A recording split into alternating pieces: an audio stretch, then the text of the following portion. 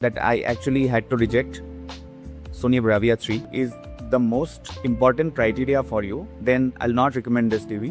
It is not very accurate with the local DIMI, and also it bleeds into the screen. From this example, that what is the black level? TCL has a better mini LED TV. I was noticing a little bit of blur is not as good on this TV, so you'll need a soundbar. The problem is when I'm investing such an amount to a product, I would want some kind of response from a brand like that. The best TV on the market is Sony TV. Hello everyone. So this is the TV I bought for myself. I bought it like 2 weeks back, 3 weeks maybe. As you can see, the cover is still with me to tell you everything about this television and why do I think that this is the best television that you can buy under 70,000 rupees. We compare it with other similarly priced TVs and continue with the design first. As you can see, this TV is quite bezel-less. The bezels are very thin, as you can see. It does look like a modern TV. One of the best things that I have seen, this one is actually pretty slim from the back side also, as you can see. That is why I used the stand and didn't use the wall mount they provided. As you can see, it seems pretty stylish, and the stand is also very good, very sturdy, although it is plastic, but very sturdy. In terms of build quality, I am very satisfied. The slim design comes with a cost because it doesn't have very good audio. All the HDMI ports are 2.1, two Type A ports. Now let's talk about the picture quality, which I was looking for Sony Bravia 3, TCL Q6C or C6K, and there are some other options from Hisense, Haier, Redmi TVs, Xiaomi TVs. You can find pretty much every brand in this category. My main criteria was the picture quality. By picture quality, what I meant, I needed good colors, good black levels, and good brightness. Because as you can see, I am in my living room. As you can see, there is reflections going on, which will not be there if you watch it from the front, but still it's a pretty bright room. The brightness was the main reason that I actually had to reject Sony Bravia 3. The TV is bright enough to overpower such a bright room. The colors are very beautiful in this TV. Every color pops out. The viewing angle is good, which was another criteria for me. Although, if I'm being honest, if the viewing angle is the most important criteria for you, then I'll not recommend this TV, because you can watch the same colors until this angle. After that, the colors start to fade a little bit. As you can see, the greens are not very green, the blues are not very blue. And if I come back to front, it's the best viewing angle. The best colors are here. If I then go off to the side, until this angle, the colors are pretty similar to what we saw from the front. But if I go a little bit off to the side, a little bit more, as you can see, from this angle, the colors are starting to fade. Okay. The screen is a reflective one, but not as reflective as other brands in this price range. When it comes to colors, this TV will give you the best results. This TV has an edge-lit mini LED technology. I know edge-lit sometimes feels like it will bleed lights. I was also very skeptical about the edge light technology because sometimes it is not very accurate with the local DIMI, and also it bleeds into the screen. So that is something I was very skeptical about. Samsung has done a brilliant job with this TV. Let me just bring some dark scene. This is a Frankenstein movie. As this is a dark scene, you'll find some reflection, which is like the case for 90% of the TV. Right? But if you see the difference of the contrast between the fire and the dark scenes, it will really enjoy the dark scenes here, because although it is not as black as an OLED, but it will do the job. Tuning of the colors and black levels are brilliantly done by Samsung. See, it has some level of anti-reflection coating on it, not the levels of the OLEDs of Samsung, not the levels of his higher range mini LED TVs like the QN85F or QN90F, but it's quite good enough. I'll not recommend watching a dark scene movie in the daylight because otherwise the reflections will ruin the experience. You can watch anything like bright content in the daytime, and you will love the dark content or cinematic experience in the night time. So you will get a good idea from this example that what is the black level, and you will surely enjoy watching any kind of content which does have dark scenes if you watch them at night. So this is another example. As you can see, the dark sky is seemingly merging into the top bar and the bottom bar. So it will give you an idea of the black levels. And the colors are coming out very, very good. It's not too saturated, although you can saturate it a little bit more if you like it. The colors are accurate. There is a mode called filmmaker mode and there is a movie mode which will produce very accurate colors just like an OLED. So the filmmaker mode is the mode to go if you want very accurate colors. The screen goes edge to edge, so it feels very premium. Now, why did I say that this TV is the best among all? The first one is this TV produces similar colors, if not better, than the Sony Bravia 3. In terms of colors, it matches it. There's no color distortion at the edges, as you can see. That is the first reason, the colors. The second one is the technology, that is the mini LED TV. Now we'll say that TCL has a better mini LED TV because they have full array mini LED TV, correct? The Q6C or the C6K or the C72K, because I have researched all of these TVs before choosing this one, right?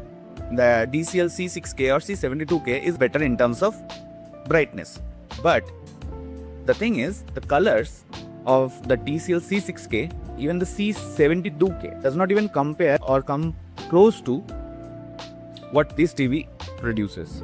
Just go to a store.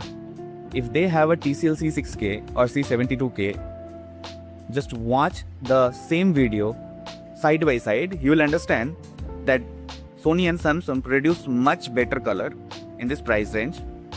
Only if you compare it with the OLED TVs, you will see the difference. But if you are seeing this TV on its own, you will never find the difference. I rejected the Bravia TV because of the black levels, because that TV offers normal LED technology, which is like pretty old. That was launched in 2024. The main purpose that I wanted to buy this TV was because of its refresh rate. Why? Because I love to watch football. That was one of the main reasons. I was watching football on the Bravia 3. I was noticing a little bit of blur.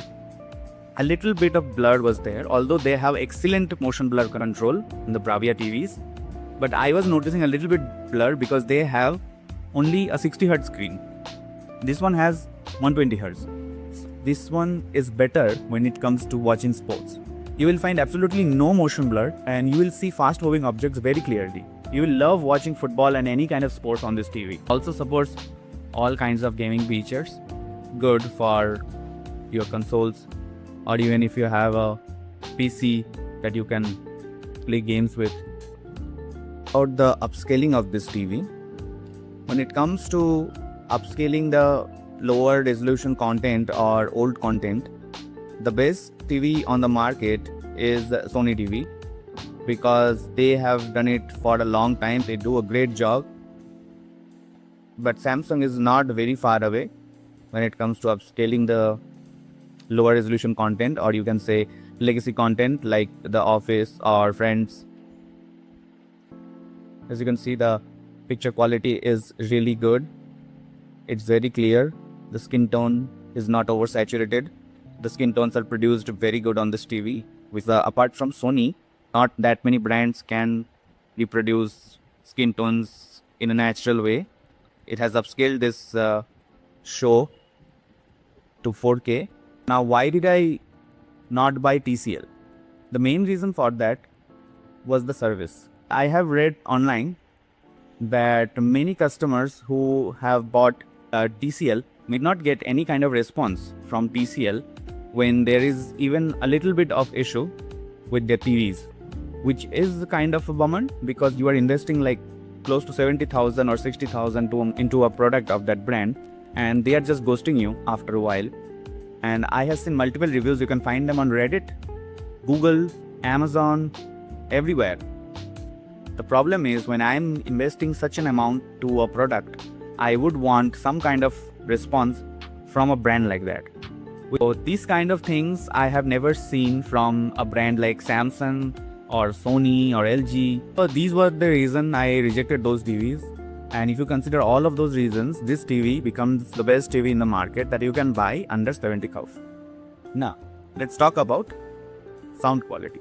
It's loud enough for regular TV watching in terms of quality. When you are watching movies, it's tuned like that. When the dialogues are delivered, they come very accurate and clear. You just play some seconds of it.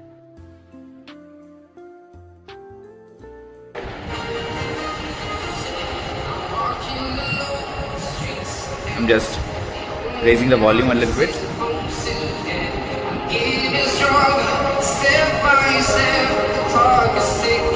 Because the TV is so slim, you won't mind having a inferior audio experience, right? And here is the TIZEN OS. The TV is running on TIZEN OS, and the TIZEN OS is actually very good, it seems. I was considering TCL and Sony because of the Google OS that they come with, but I have done my research, and TIZEN OS is actually the fastest OS, fastest interface in a TV, and now I can confirm that it is, because I have handled like Google OS on Sony TV. Or when it comes to TIZEN OS, it's tremendously fast. You can just glide your way through in every settings, everything that you want to do. If you know what you are doing, you will just fly past everything, and you will never see any lag or anything like that. So I love TIZEN OS, although you will not find every app on this TV. Samsung apps here, and you will find most of the apps that you will need. I don't really use that many apps. I only added like fan code, Spotify, Perplexity, these apps. You will not get a Play Store like Google TV, but you can always use a Fire Stick or something like that to use Google OS.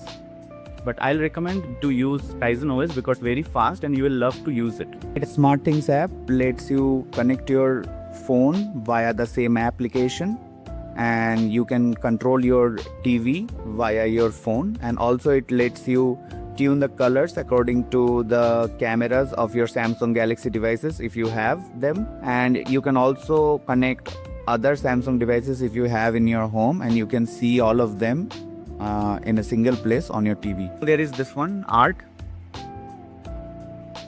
You can just add it as screensaver. You can add photos also.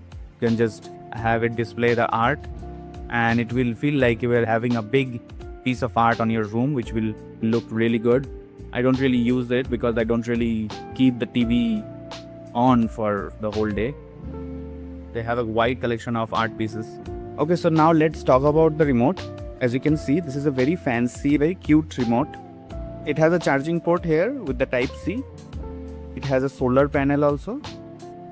So if you just keep it under light or near the sunlight, it will just charge on its own. It has been like 3 weeks, I have already told you, that since I got this TV, and the remote still has 81% battery, but you have to keep the remote like this always so that it can catch the light or the sunlight and charge itself.